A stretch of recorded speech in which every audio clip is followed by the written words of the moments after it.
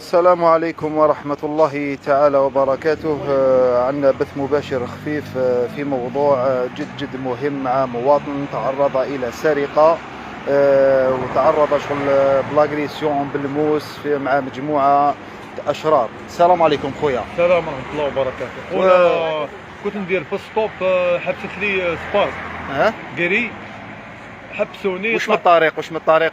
طريق الحنش واسمه تاع من رومبوا الماكينغات. من رومبوا الماكينغات، من رومبوا تاع طريق كيما نقولوا الطريق هذيك اللي تدي الماكينغات. واد الجمعة. كيف صراتك الحادثة هذه؟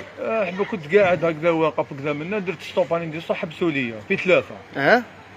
شغل تحلفت باللي شغل كاينه حاجه، شغل ربي سبحانه نذرني نطلع ما نطلع، شغل تحشات لي طلعت كذا منا، غير طلعت افونساو بيا شويه، جبدوا لي ثلاث خناجر من السلاح الابيض. سلاح ابيض، كما نقولوا موس، واحد سيف وزوج بوشيات، واحد حط لي بوشيه هنا، واحد حط لي سيف هنا، والاخر حط لي السيف هنايا. ما لقيتوش ندير، قال لي عطيني تليفون ولا نتبحث. قلت له هاوليك تليفون اديه يا خويا، عطيته له وسلكت الحمد لله. الحمد لله، هذاك هو الصح، انا البليزير تاعي.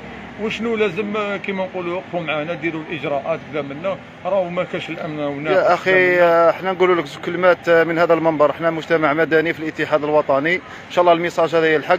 واحنا من هذا المنبر كذلك نقول الى السلطات المعنيه، على راسهم الشرطه، الدرك الوطني، التحرك ثم التحرك، خاصه في هذه الامور الصعبه. هاو مواطن اليوم هو يتحدث وهو الشاهد على كلامه، قال لك راني تعرضت للسرقه ولاغريسيون في طريق اللي تدي الماكينغات. يعني رانا نتاسفوا، يعني انسان مواطن جاي في غرضه يتعرض من ثلاث اشخاص قال لك بالسيوف امواس، وداولوا فانيتك تليفون. احنا هذا الميساج لازم يلحق، وبارطاجوا بقوه باش الشرطه والدرك الوطني خاصه على الاقليم بلديه الاربعه باش تكون هنالك يعني تحركات ويوقفوا. وان شاء الله هذا المواطن نردوا له حقه. وهذو الناس لازم، هذو الناس لا يتقريسي، والناس اللي راهي تدير في هذو الامور لازم يبانوا، والحق عليه نور. وان شاء الله المواطن هذا ما يروحش حقك. واخر كلمه اخي الكريم. والسلام عليكم ورحمه الله بارك الله فيكم، وكل عليهم الله عز وجل. وبارطاجوا لنا هذا الفيديو، بارك الله فيكم. باسكو الحاله هذه كيما صرات الاخ هذه قادر يزيد تصرى عده حالات، وبعيد الشر بالك يروحوا فيها بزاف ناس.